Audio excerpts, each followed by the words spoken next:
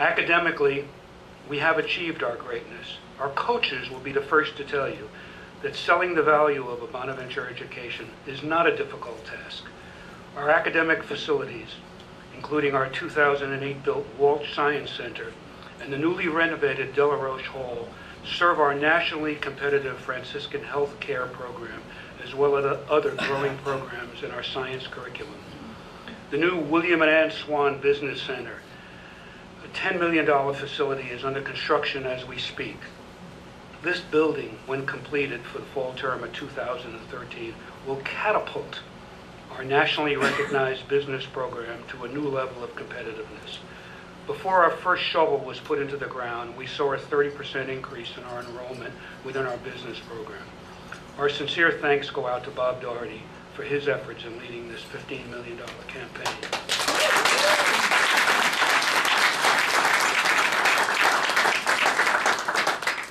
Add to this facility a new rare books addition to Friedson, a state-of-the-art museum, a new dining addition, Cafe La Verna, a residence hall, and our Richter Recreation Center that last year had over 80,000 visits, and you can well see how the university is serving the needs of our students. Considering athletics, it is now a time for all of us to invest in a program that has built and sustained the St. Bonaventure brand.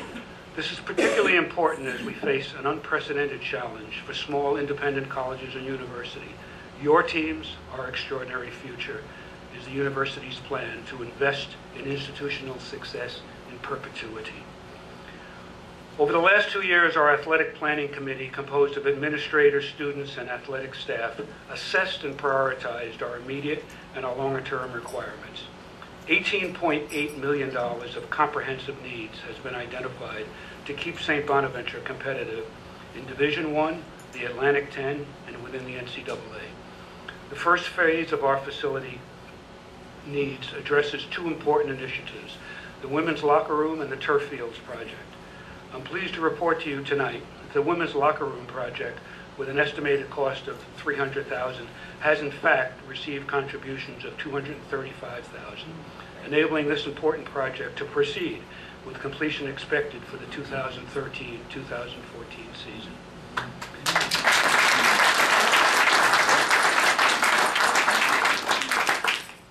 Tom Marra will shortly elaborate on the turf fields project, the $3 million venture that will cover the urgent needs of our soccer, lacrosse, and softball teams. These much-needed fields will eliminate the past problems we have experienced over the last 3 years when we have had to cancel or relocate at least 24 games for our soccer, lacrosse, and softball teams. We, in fact, 2 years ago had to cancel our entire season for the lacrosse team, our home season. We must have your support to achieve the strong operating revenue for our athletic department. We can achieve this by corporate sponsorship, by matching gift contributions, as well as by your support and that of our 26,000 alumni for the Bonaventure Fund and the Sixth Man Club.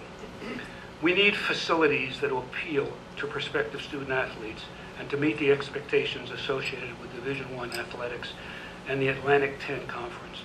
Our goal, in fact, is to compete in all sports in the top half of the A10. Many of you may know that our Director of Athletics, Steve Watson, is home recovering from heart surgery. We certainly wish Steve well and look for his healthy return. However, Barb Cuesta is second in command, and Steve Mest of our athletic department are also here, as well as Emily Sensabaugh, who is our Vice President Extraordinaire, to answer all of your questions eloquently and to elaborate on the plans that we have. Certainly we can tell you as much as we know. We're not going to tell you who we're recruiting next year. We're not going to tell you about next year's schedule, so please don't ask.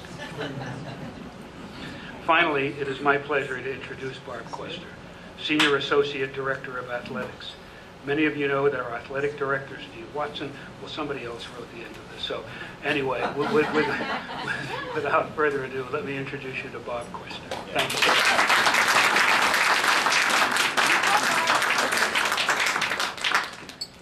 Thank you, Jim, and thank you all for being here tonight. For those of you who did not have the opportunity to personally meet. I am Barb Cuesta. I am the Senior Associate Athletic Director.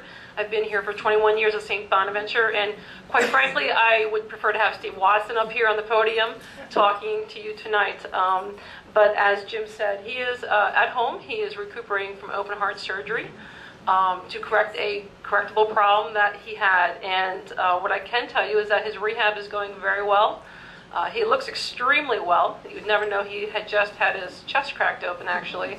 And though his recovery will be long, we know he should be back full-time, hopefully right after the holidays. One of the things I think we all know about Steve is how big his heart truly is and how strongly it beats with his vision for St. Bonaventure Athletics. Your team's Our Extraordinary Future is the heart of our foundation and our vision for success. It's strategic, it's aggressive but realistic, and it is necessary for us to continue defining our legacy. Our coaches and student athletes are competitive. They compete in the classroom and achieve GPAs that would make any parent proud. They embrace the spirit of St. Francis and give back to the community at each opportunity. And they work and train hard every day in their respective athletic venue in their pursuit of victory. Our student athletes overachieve and make our Bonaventure family proud to say that they too covet wearing the brown and white uniform. They chose to come to St. Bonaventure to continue their journey, and it is up to us to make their journey extraordinary. We can't do it alone. We need our Bonaventure family and friends to help us. These are your teams, and it can become our extraordinary future with your help. The men and women who we recruit to be student athletes are people of integrity, who have an immense sense of pride and responsibility for contributing to a lasting legacy of St. Bonaventure Athletics. On behalf of our staff and 250 student athletes, I want to thank you all for being here and for your anticipated support of our exciting future. And now it's my pleasure to share with you Steve Watson's vision for your teams, our extraordinary future.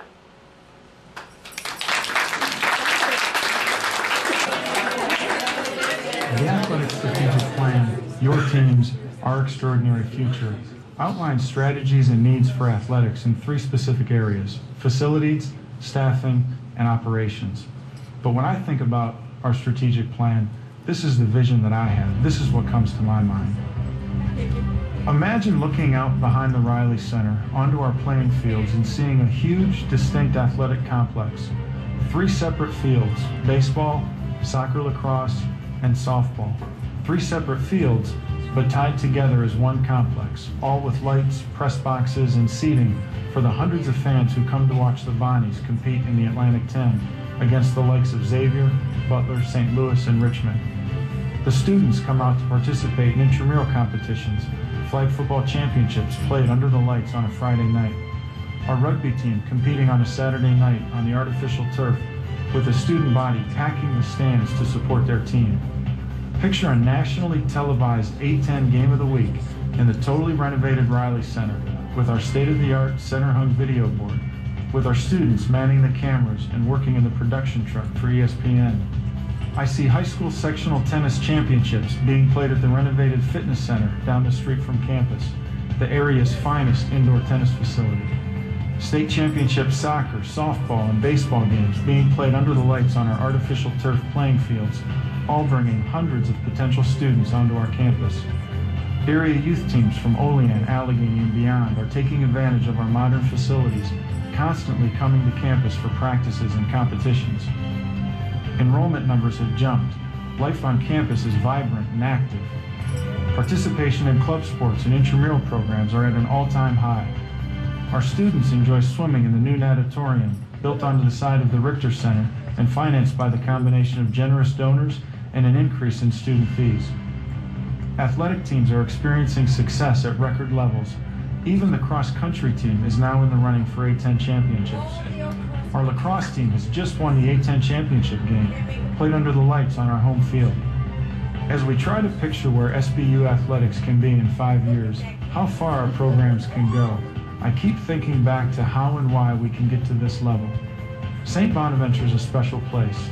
We don't need all the bells and whistles to achieve at a high level.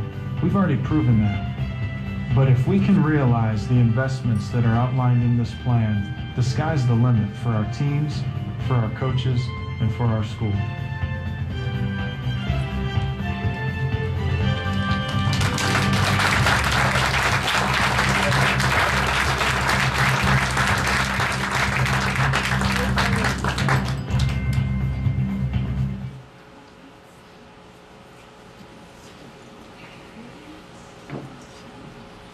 And now, in true Bonnie fashion, we have an extraordinary announcement tonight.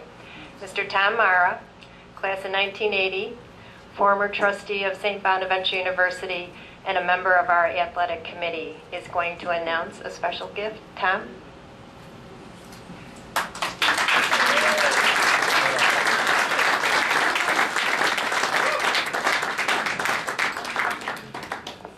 Thank you, Mary. I talked to Steve on the way over here, and he's recuperating, but he said, "Oh, those doctors, I could have made it. I really wanted to be here, but I want to, obviously the advancement group under Mary and everyone does a fantastic job, but I really want to toot Steve's horn if I could. He visited my wife and I this summer, spent a day. We went golfing, went out to eat, and went back. And then the next day we went out and played golf. And then we came back, and he sat Michelle and I down, and I think he had such an impact on my wife. Obviously, I'm pretty easy sell given my affinity for St. Bonaventure athletics, but we decided to give $1 million to kick this off. So, thank you for Steve's effort. Obviously, my heart is totally into this. I was a student athlete. We have other student athletes, a former football player here. One of our famous baseball alums, Chris Paglia, is here. Wave, Chris. Everyone knows Pags. And part of the reason why Michelle and I like to do it, first of all, I think the student athletes become great citizens. And I know the guys I played with are coaches, they're teachers, they're I guess none of us were smart enough to be doctors, but we all kind of did well and have kind of give back to society in a big way. And I think these kids deserve it. They deserve to be it. The other thing is I think the athletics helps to unite the entire Bonaventure community. And being part of one of the most prestigious conferences and trying always to do more and more with less and less when you look at every aspect of our, natural resources and coaches, salaries and the things we have to work with. We do make our money go further, and I know, having been involved with the baseball facility, that Coach Sudbrook made sure that thing was done just right, and that I know this project will be run just the same way. So when you give to a cause like this, not a penny is spent on superfluous things. It's all going to be extremely well run.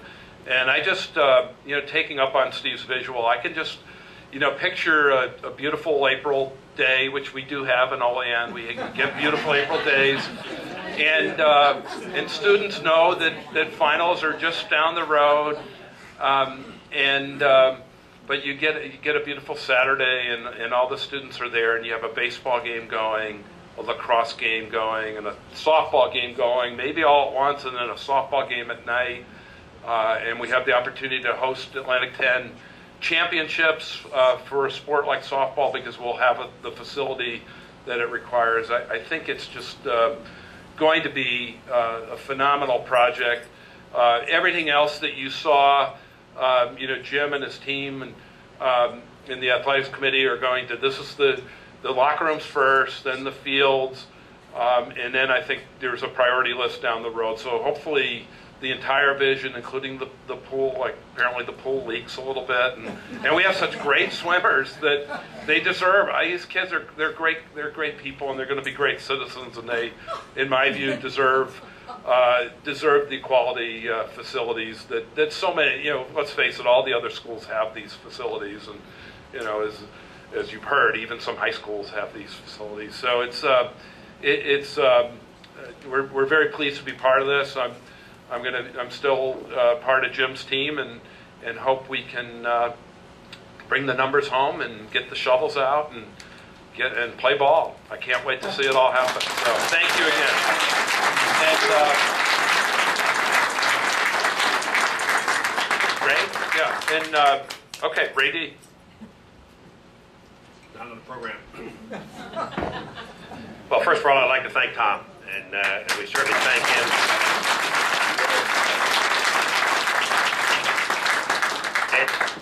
And his wife. I mean, obviously, it's a family affair, and she doesn't have the affinity that Tom has. But we're working on bringing her into the family. So we certainly thank you. I'd also like to comment on Jim Catano. When we were looking for a chairman of the athletic committee, I felt I needed somebody that I can monitor very closely. And Maureen and I spend the winters in Naples. Jim is about 2 blocks away from me, so it was a perfect fit, so I can keep an eye on him. But Jim, thank you for what you're doing, for your passion, and everything you do. You're doing a great job. Really are. Jim's very passionate about it. One comment about the student athletes, and I complain about this all the time because I don't think we talk about it enough. But our student athletes rank among some of the highest in the country. Margaret, our softball team, last year we were number 1. What team was number 1 in the nation as far as academics? We had softball was a couple years in a row. We're number 1 in the nation in GPA. In GPA, number 1 in the nation. Our swim team students. I mean, it's just amazing when you look down the list. And I encourage you all, because we're talking about student athletes, and these students, and I think Tom said it so well, they become such wonderful contributors to our society. And I think that's what's important. They're outstanding students. The other thing I'd just like to take a second to acknowledge, not to bring us back to a number of years ago, but I think we have to go back to a number of years ago when we had some very tough times. And I'd like to acknowledge tonight Father Dominic. Where are you?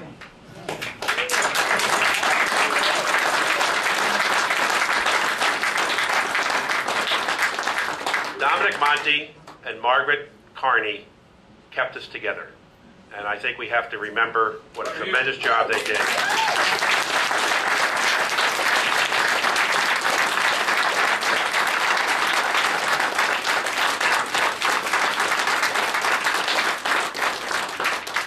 And as we're hearing all these great things, it's because the calm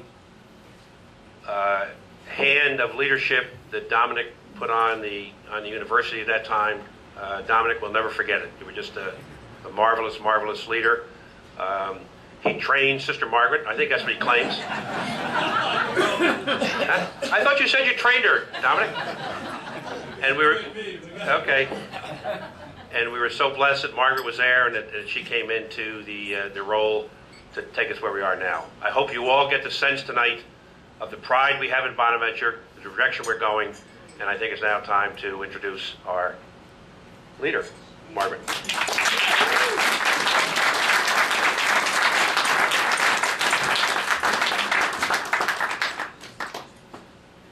Thank you very much, Ray, and it is a special thrill to have Dominic here tonight to hear about that gift, Tom, and to see what was impossible to see just 9 years ago when we were ministering to heartbreak and humiliation. And now we're rejoicing in the shining light of trophies and national acclaim. And so we thank you all very, very much for helping us to make that journey. I would simply like to say, by way of closing and thanks, that we are at a very, very different place.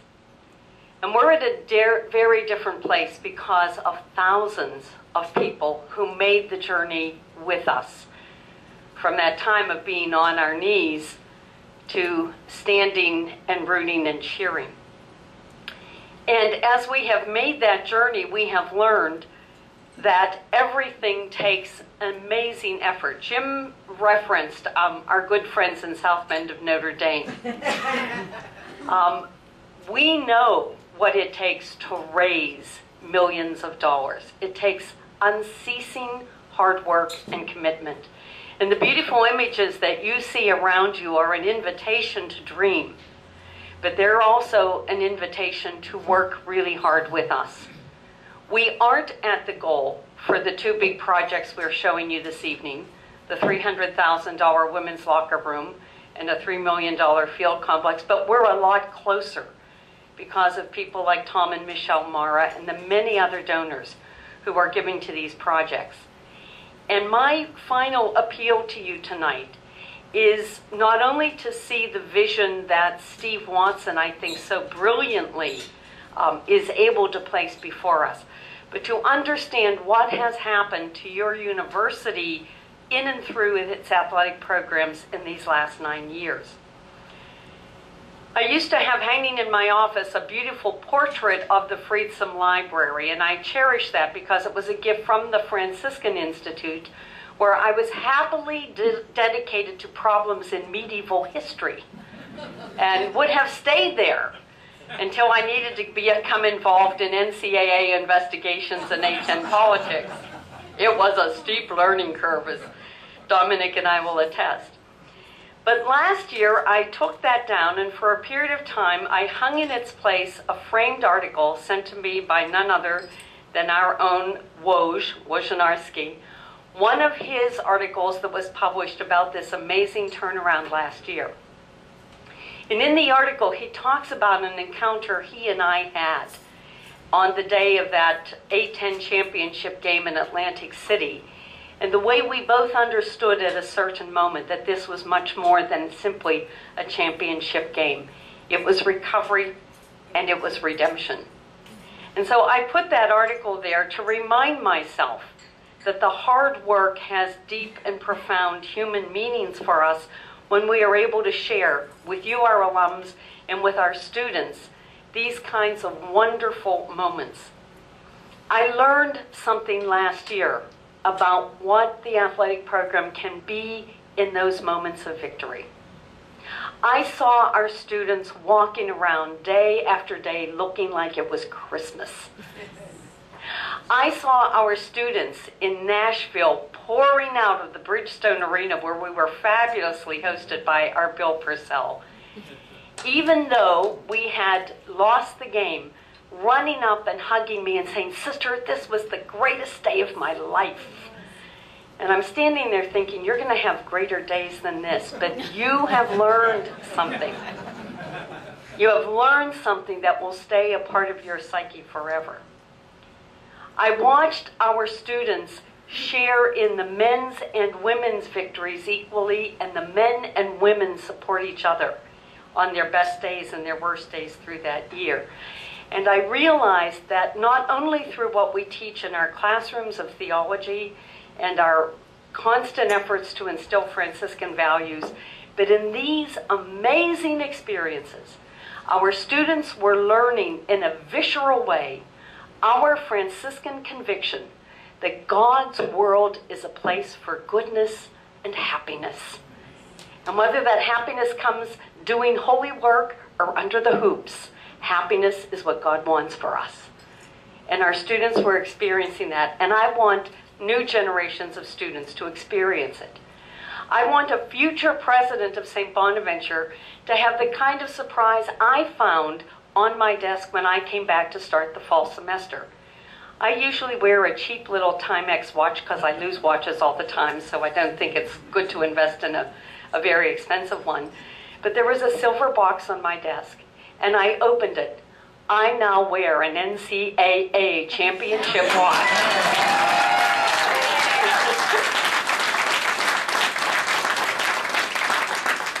And this watch was a gift from Coach Crowley and Coach Schmidt. And while I've been a nun for 53 years, I just felt like I was the prom queen and the two most popular guys were taking me out.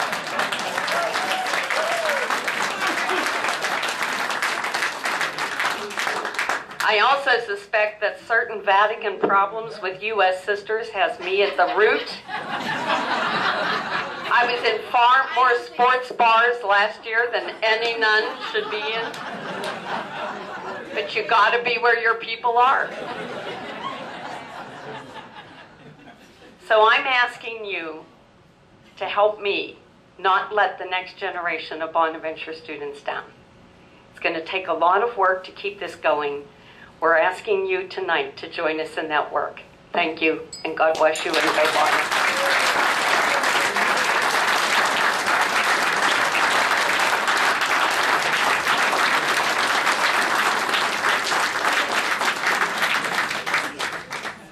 Thank you, Sister Margaret. We're going to have dessert and some coffee, and we'd also like to have Father John O'Connor come up and give us benediction.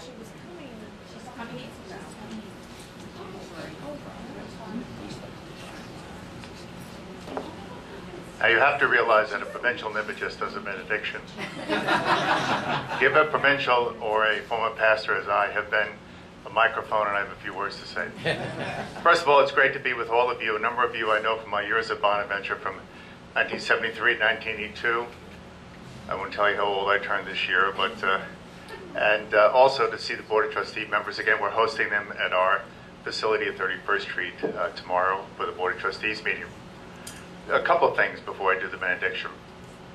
One is that I want to say again how important education is for us in Holy Name Province and the Franciscans in general. I talked about this when we had the groundbreaking for the School of Business building and the dedication of the addition of the rare books area of the library at St. Bonaventure. That anyone who knows Franciscan history knows that education is a key part of what we have been for hundreds and hundreds of years with people like Bonaventure, Duns Scotus, Roger Bacon. There's so many names that stand out there that have been part of the rich tradition in the human race of education that we friars have been about. So it is for us a very important part of what we do as Holy Name Province.